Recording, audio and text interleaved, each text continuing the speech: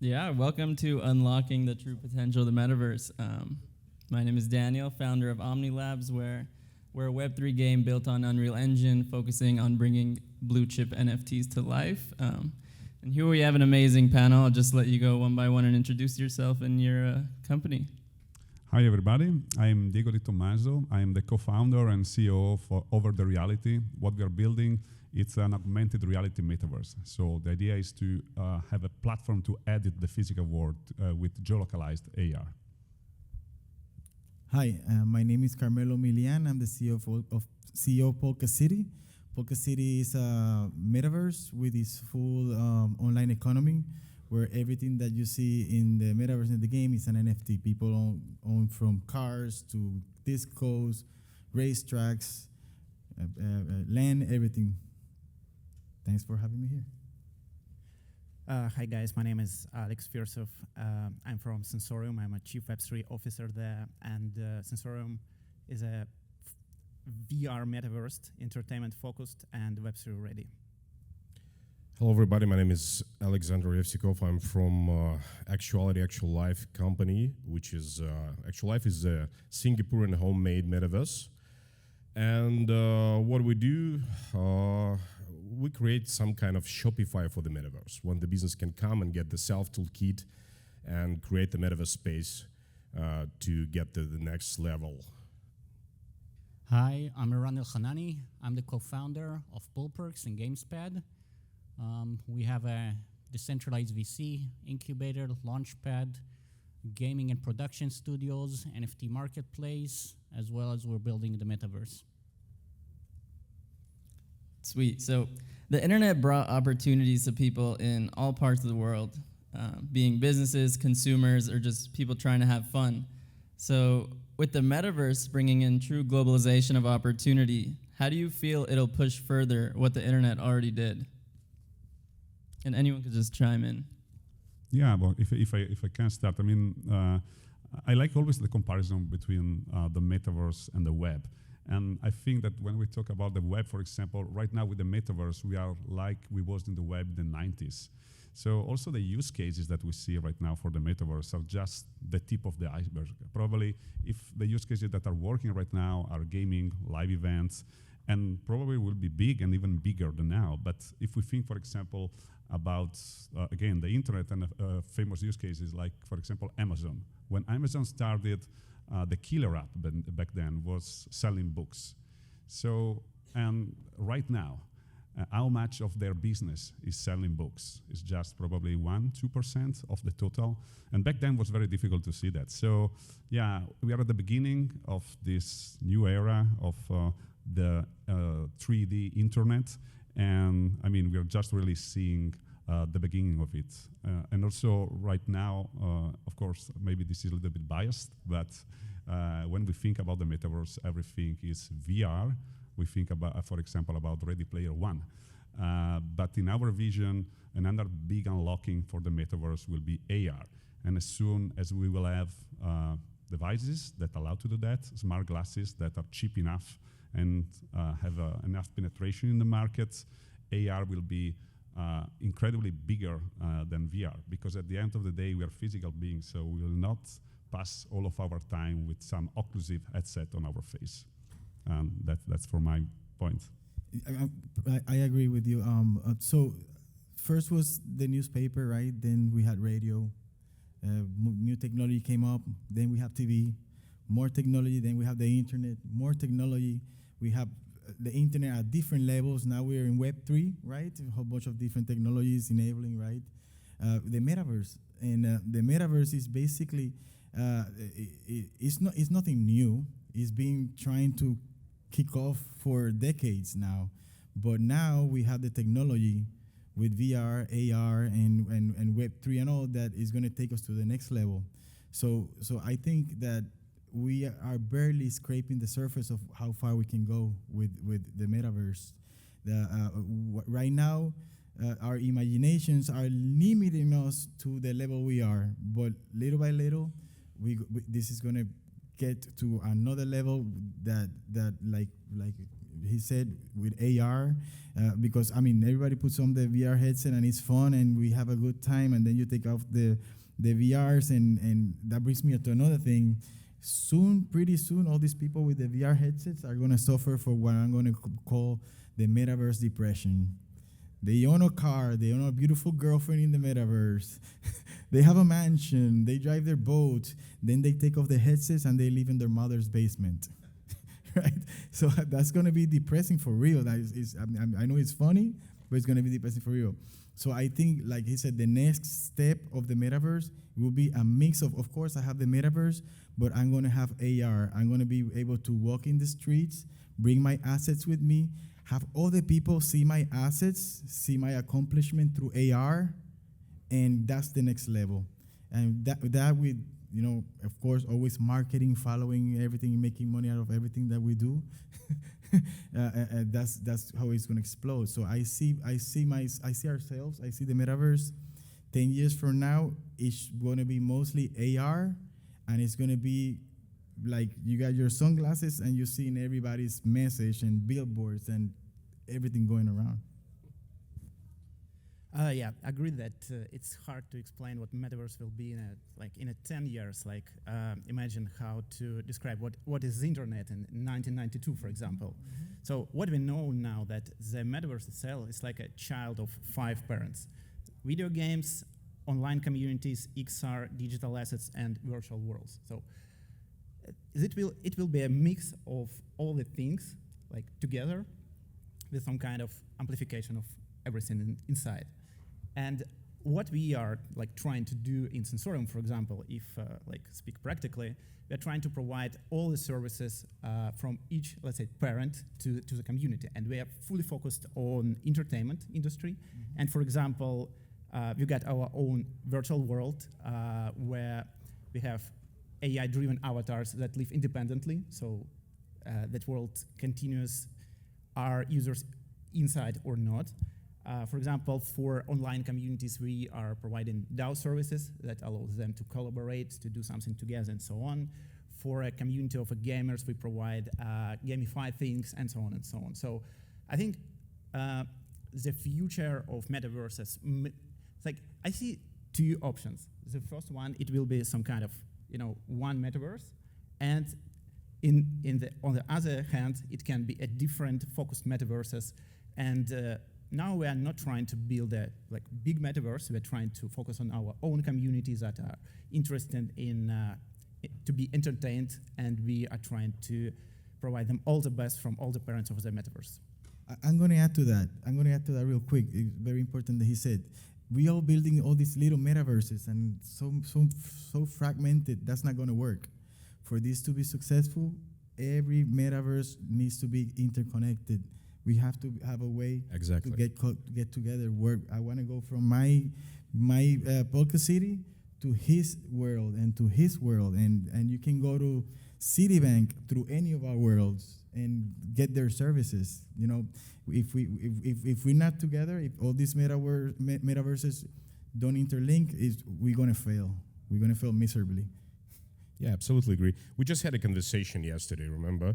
That, for example, MP3 format was actually created 1973 or something, but before Sony actually took it and put it inside the Walkman, nobody used that.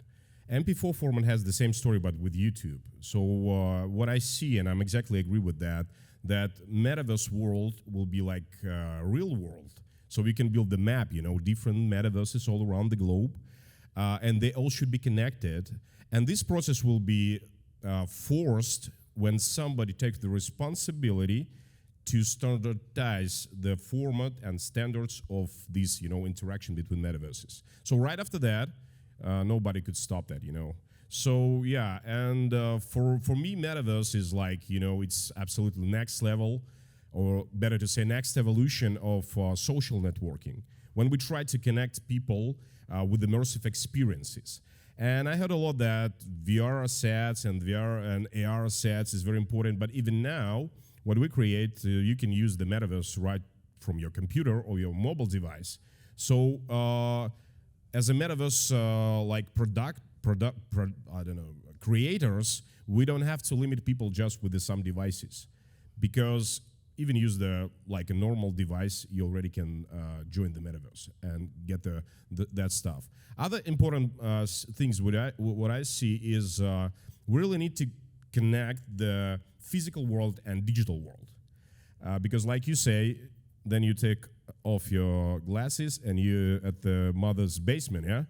So what I'm thinking is the metaverse should be just another aspect of physical life. For example, it's okay now that every business has a website, you know, or at least social accounts. But the same, in the next few years, it should be okay when every business has the metaverse representation, because a lot of people go in there, especially new generation. So what I see is critical importance of standardizing of the metaverse interactions. And other thing is we should build the bridges for businesses and brands easy join the metaverse. So it will be, so they could have the same stuff. For example, if people get something inside the metaverse, they got the physical delivery in the physical world, you know. So that's how it works. Yeah, thanks. So for me, Metaverse, I mean, you can see already Cyber Monday is bigger than Black Friday.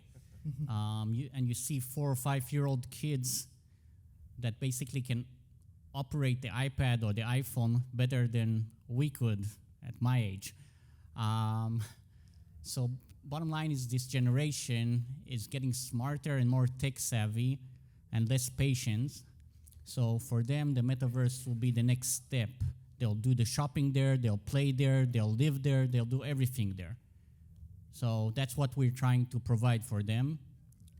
I have to disagree a little bit about the AR aspect, because I remember Pokemon Go, people were trying to use the AR mode and they were walking into things and getting hit on the streets. I don't know if that will be the future. I mean, overload, it will be sensory overload. I think when you walk and everyone pushing data for you from all blows over. your mind, you know, just like. So I'm not sure that will be the future. People walking around with goggles, I actually see them more connected to VR, to putting their suits and headsets in their home and being able to go out and do the shopping and whatever they need. I do also agree that there will be connectivity between the metaverses. However, I don't think there will be a lot of small ones. I think that just like with the real world situation right now with social networks, there'll be a few dominant ones that will control the most, and the others will Come on, either... it's Web3. It's decentralized. No global players anymore. Yeah, right. Just like crypto, like the exchanges. where you see people, Decentralized. where you see people bumping into things, I see people going around things that are not there. Probably. But yeah, I don't think there'll be a lot of small metaverses. I think there'll be a few dominant ones. I think the big players will either buy out the small ones, or the small ones will run out of money. I mean, we already see it now with this market that most projects can't raise any more fundings, and basically they just have a few months runway, and most of them die. And maybe someone, big player, will buy them out. So I think that there'll be a few dominant players, and the rest will either service them or disappear. Sweet. So we hear the term phygital and digital twin a lot, where you're connecting the real world to the metaverse. So I want to go through and have your opinions on how do you feel we could connect the real world and the metaverse? Well, yes, this is one of our main focus in our platform. I mean, people underestimate this problem because it's kind of touchy. But when you want to augment the physical world with AR, you have a problem with geolocalization. So the example was mentioned before about Pokemon Go. Pokemon Go is a good example for that. So Pokemon Go doesn't have precision when you locate assets in space. Those assets are just around, you just want to collect them, you don't really care where they are. But if you want to have an avatar in front of that door, if you want to augment a shop window, you need to have an understanding of what is the physical world around you. And an example that maybe is more familiar to you, if you are in New York or in a big city and you try to use Google Maps, Google Maps will not work because of the tall buildings. The GPS will not work, and the phone will ask you to point to the buildings around you. So in that case, we are switching from GPS positioning to an optical system to position yourself. And who owns this data? Of course, Google owns this data. So the way I see it, again, to build this augmented reality metaverse where we added the physical world, this optical technology that basically have an understanding on how is the 3D structure of the world is the gate to this metaverse. Who controls this data will control the gateway to this metaverse. So what we're building with Over, for example, is a system that allows to normal people with camera of the phones to take pictures of locations, and from these pictures we create a 3D map of location. So like, for example, in here, the GPS doesn't work. If I come here and take the pictures of location, I can sit an avatar exactly on that chair over there. And with GPS, I cannot do that. So we believe that it's very important that this infrastructure is not captured by Web2 companies, and at least to give an alternative to this, so to build this system in Web3. In our case, the people would actually scan the locations, generate a 3D map of the location that they own in the form of NFTs. And of course, we're not gonna compete with Google, with the streets and so on. I mean, we will focus specifically on famous locations, on venues where you can get in. So, of course, we are very crazy to run a crypto startup, but not so crazy to try to compete directly with Google, like with satellite image of streets. That is not what is interesting for us. What is interesting for us is augment famous locations in the world, and that can be accessed by normal people that goes there and just take the picture. So, to us, this is a very important piece of infrastructure that probably is not popular yet, just because AR is not popular yet. But as soon as we will see these hardware devices spreading, and next year Apple will actually release in the first quarter the first version of their pass-through AR glasses, and so people will start thinking about that. And as soon as people will start to understand that you need this technology to locate in space, probably there will be more attention on who owns this data, and if we want to follow back to the Web2 world where 5 companies maybe control the whole internet and extract all the value from their users, farming their attention. Yeah, that's it. You know, we're still in technology-wise, we're still ways to go. For example, I mean, I hate the feel of view of every device out there. You want to do AR, and I had the HoloLens. Now I have the Meta Pro, and you're looking at this thing, and it looks really good, the AR, but then it's not over here. It's not, you know. So, but we're gonna get there. We're probably gonna get to a complete field of view. It's gonna happen. Now we have the curved screens. We're gonna be able to do a lot of things with that and fix the field of view and all that. But I see it. I truly believe that we're gonna have in the future. It's gonna start with nerdy parties, events that are fully AR immersed. Where, I mean, we see fashion. You're gonna be able to be wearing a t-shirt and jeans, but when you're with your friends and everybody's wearing their glasses, you're wearing something that you design. You're wearing your own clothing. You have your own hat. You have your own special glasses. Everything that people will be looking at you, and you're gonna dress yourself in AR. You're gonna get on your crappy car, and when you walk to it, it's gonna look like a Lambo. You know, it's gonna be, that's the mixed reality. It's gonna be a mix of both of them, and AR is gonna allow all of that. And the social aspect, it can be somebody walking in the sidewalk with a thing here that says, "Don't bother me, leave me alone." And he's walking, and nobody's gonna bother that guy. Nobody's gonna talk to that guy. He has a huge sign over here that says, "Leave me alone," right? There's somebody is lost. I need to get to this place or whatever. I'm looking for this person, and go about their day. So, I mean, there's a lot of utilities and a lot of new features that we're not doing yet, but we will get there. Sweet. Hey, I want to jump right to the ground, because you guys talking about the future, but when we talk about the phygital, I mean, we talk about the real connection between physical business and metaverse. Mm-hmm. And we already build a lot of this kind of connections. For example, people can be inside the metaverse. That's one of the cases we had. They can get some scores and points, then they can redeem the voucher in virtual vending machine, then can go straight to the physical vending machine and get the real stuff, you know. So I think the phygital aspect is much more important, not just talking about like, you know, how it's gonna look like, but come on, it's a business. So what we're trying to do is to help any business or any brand, even now, to have this connection right away. So when you have some experience, it's like a new sales channel, it's like a new marketing channel. So it's not just some kind of, you know, theory, but it's a real thing. Because before that, you have online sales more than anything else.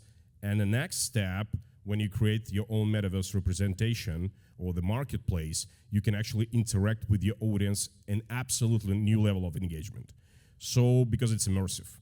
So that's how we see it, that's how we do that, because we already have Global Tix and a few other companies with whom we did these cases, and it's pretty much impressive. Yeah, thanks. Yeah, I agree here. In the end of the day, the phygital basically means that you'll be able to buy something in the metaverse and get it also in real life. Exactly. Just like Nike shoes, you want to have a Nike shoes, you'll just buy the Nike shoes in the metaverse and your avatar will wear Nike, but you're also gonna get the Nike to your home, sent to you. And the beautiful thing about that, using blockchain technology, is that it will be authenticated. So Absolutely. same thing like a Rolex watch. You know, you'll have a Rolex watch in the metaverse, you'll have a Rolex watch in the real life, and the Rolex watch will be recorded on the blockchain. So basically, will be the authenticity card instead of sending the actual card that they do now.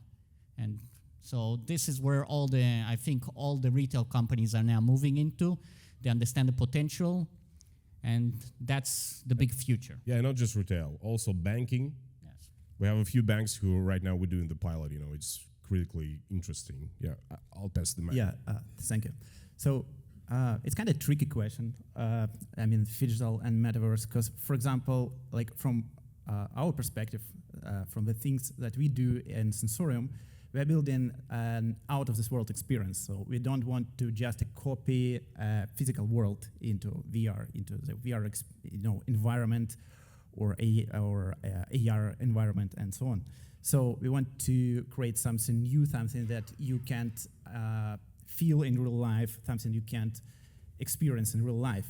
But on the other hand, of course, we've got some kind of digital elements. For example, we have as our partners top DJs in the world, and of course we are digitalizing their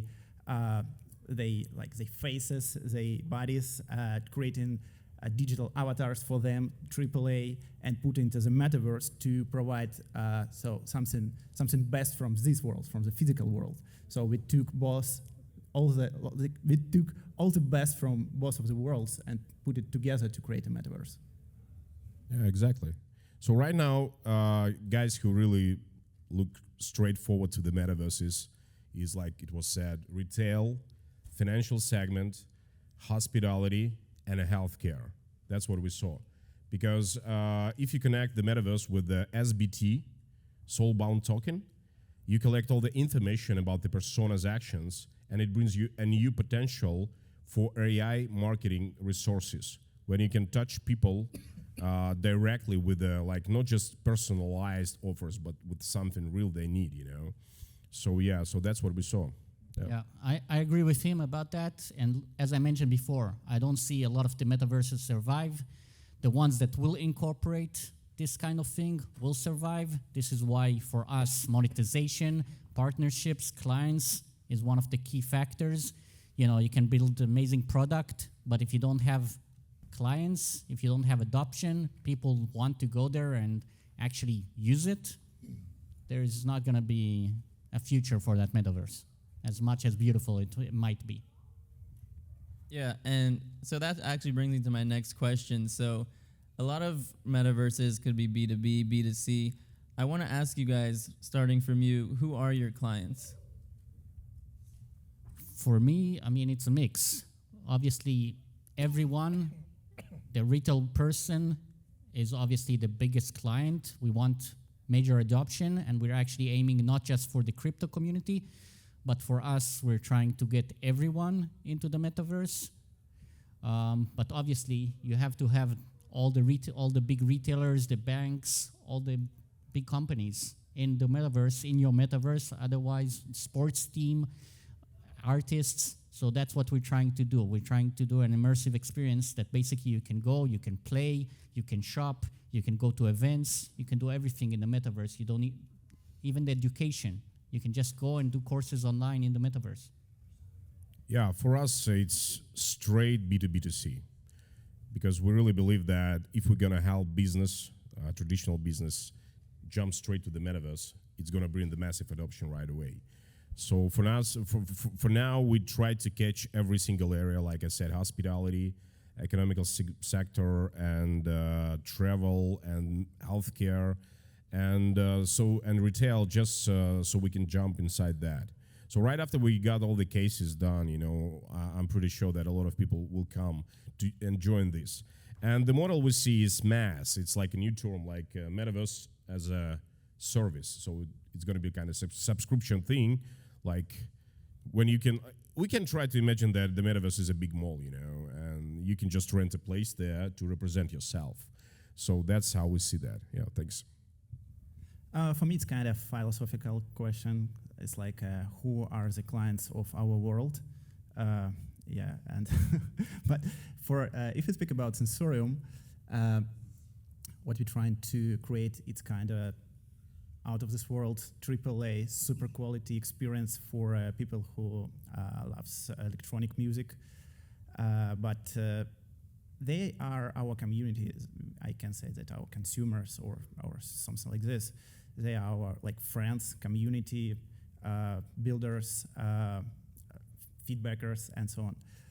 If you talk about more about like business side, B2B side, now we are focused on luxury brands, fashion brands, like physical brands, to provide them metaverse presence, to show them how they can look in the metaverse, in the new world, how can they interact with our world, with avatars, with real people, and with the future. Sweet, and we got 2 minutes left, so try to keep it at like Yeah. a minute each. So in Polka City, gamers, right? A lot of gamers and investors buying NFTs and reselling. We have a marketplace and all that. But we also have business to business. We have marketing companies are doing billboards and all this in the metaverse. AdShares, for example, is going to be doing all billboards in a racetrack and that kind of thing. We also have influencers. Hofit Golan is going to create an island, and she's going to sell her NFTs in that island, in that VR, AR world.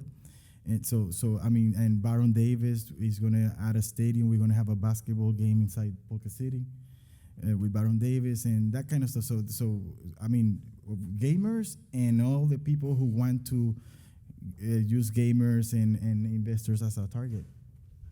Yeah, on our side, we are a very low-level platform. So our vision is really to connect 3D assets to geographic locations. So we don't have a specific vertical. Having said that, you need to build verticals to get traction. So what we're working on in this direction is getting to the low-hanging fruit. So the first use case we built is a treasure hunt like Pokemon Go. We send 130,000 people to 1.6 million locations in 20 months.